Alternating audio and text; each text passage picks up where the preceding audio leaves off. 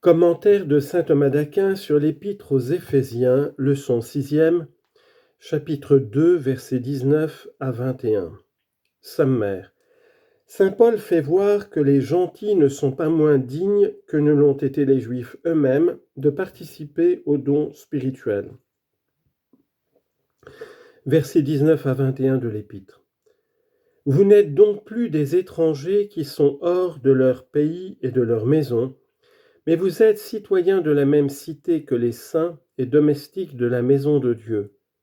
Puisque vous êtes édifiés sur le fondement des apôtres et des prophètes, et unis dans le Christ Jésus, qui est lui-même la pierre principale de l'angle, sur lequel tout l'édifice étant posé, s'élève et s'assoit dans ses proportions et sa symétrie, pour être un saint temple consacré au Seigneur. Après avoir établi plus haut que les gentils ont été admis aussi bien que les Juifs aux bienfaits spirituels, l'apôtre montre ici que, pour recevoir ces dons, les premiers ne sont pas moins dignes que les seconds, et que la grâce et que les uns et les autres ont été admis dans une égalité parfaite aux grâces de Jésus-Christ. Sur ce point, il énonce d'abord sa proposition, puis il la développe par un exemple en disant au verset 20 « Vous êtes édifiés ». Sur le premier de ces points, l'apôtre exclut d'abord à l'égard de l'état présent ce qui appartient à l'état passé, puis il déduit en conclusion ce qui appartient à l'état présent en disant au verset 19 « Mais vous êtes concitoyens de la même cité ». Comme saint Paul exprime ici sous forme de conclusion ce qu'il dit, verset 19, « Donc vous n'êtes plus déjà », il faut observer que cette similitude se déduit de ce qui précède. D'abord que les deux peuples maintenant réunis sont réconciliés avec Dieu, ensuite que tous deux ont accès dans un même esprit auprès du Père. Dès lors donc qu'ils ont également reçu la forme de la Trinité entière, du Père auprès duquel ils ont accès, du Fils par lequel ils l'ont obtenu, de l'Esprit Saint dans l'unité duquel ils s'approchent, il ne leur manque aucune condition pour entrer en participation des dons spirituels. Or, pour l'intelligence du texte, il faut se rappeler que, dans les Écritures, l'assemblée des fidèles prend quelquefois le nom de maison, suivant ce passage, 2 Timothée chapitre 3 verset 15, pour que vous sachiez comment vous devez vous conduire dans la maison de Dieu. Quelquefois encore, elle est appelée cité, suivant cette parole du psalmiste, psaume 121 verset 3, Jérusalem qui est bâtie comme une cité. Or, la cité a une assemblée politique. La maison n'a qu'une administration, et entre ces deux termes, il y a une double différence. Car ceux qui sont de l'administration d'une maison communiquent entre eux dans les actes privés, et ceux qui sont de l'assemblée d'une cité le font entre eux pour les actes publics. De plus, ceux qui sont réunis dans une maison sont dirigés par un seul qui est appelé père de famille, tandis que ceux qui sont du conseil de la cité sont gouvernés par le prince. Ainsi donc, l'assemblée des fidèles présente quelques caractères de la cité et quelques caractères de la maison. Que si l'on considère celui qui régit l'assemblée, c'est un père, confère Matthieu 6, 9, voici donc comment vous prierez, notre Père qui êtes aux cieux.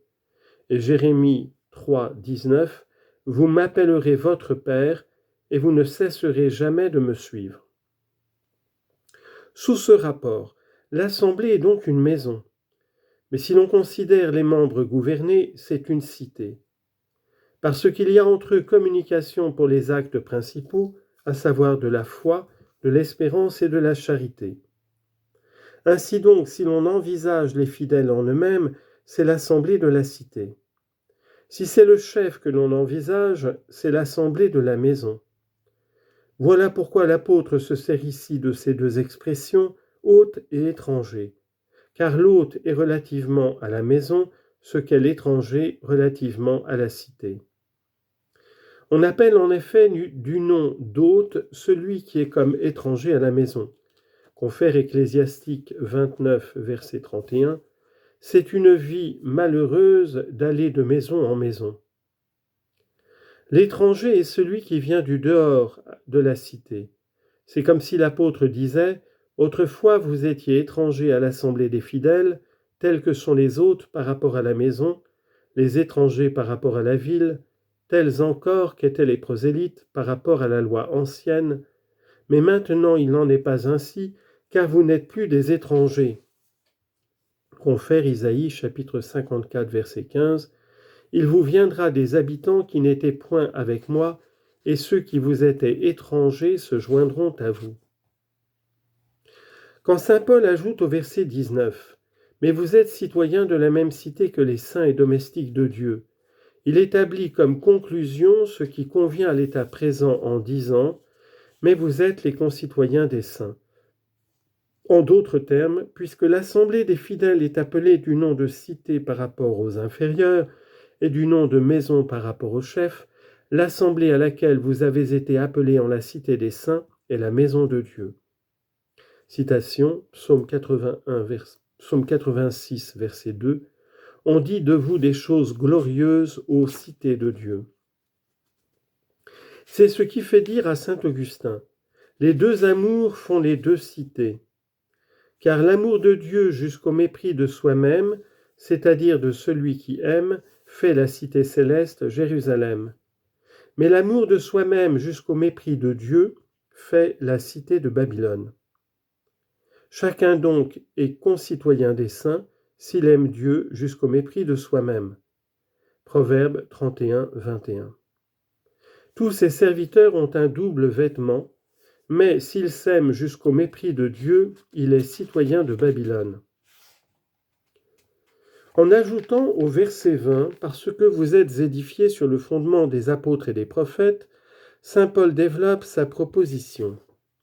Il est d'usage dans les Écritures que par la figure appelée métonymie, on emploie le contenant pour le contenu, comme on dit quelquefois la maison pour ceux qui s'y trouvent. Saint Paul, d'après cette manière de dire, parle donc de ceux qui sont la maison de Dieu, c'est-à-dire des fidèles, comme il le ferait d'une maison, et les compare à un édifice. Sur ce point, il énonce sa proposition. Il démontre que les Éphésiens eux-mêmes sont entrés dans la structure de cet édifice à ces mots au verset 22, « Et vous-même aussi, vous entrez ». Sur le premier de ces points, l'apôtre désigne d'abord le fondement de cet édifice. Il dit ensuite quelle en est la construction ou le complément, au verset 21, sur lequel tout l'édifice est posé. Saint Paul indique deux fondements, l'un secondaire et l'autre principal. Le fondement secondaire, ce sont les apôtres et les prophètes. Et quant à ceux-ci, l'apôtre dit qu'ils ne sont pas des hôtes, mais des concitoyens qui appartiennent déjà à l'édifice spirituel, comme, verset 20, étant édifiés sur le fondement des apôtres et des prophètes. C'est-à-dire sur ceux qui sont apôtres et prophètes, c'est-à-dire sur leur doctrine. Ou encore, sur le fondement des apôtres et des prophètes, c'est-à-dire sur Jésus-Christ, qui est le fondement des apôtres et des prophètes. En d'autres termes, vous êtes élevés sur le même fondement sur lequel furent édifiés les apôtres et les prophètes, eux qui étaient juifs. Ces deux explications ne diffèrent que dans les termes. Cependant, la première est plus convenable, car si l'autre était préférable, l'apôtre aurait ajouté inutilement au verset 20 « Jésus-Christ étant la principale pierre de l'angle », puisque Jésus-Christ lui-même est le fondement principal.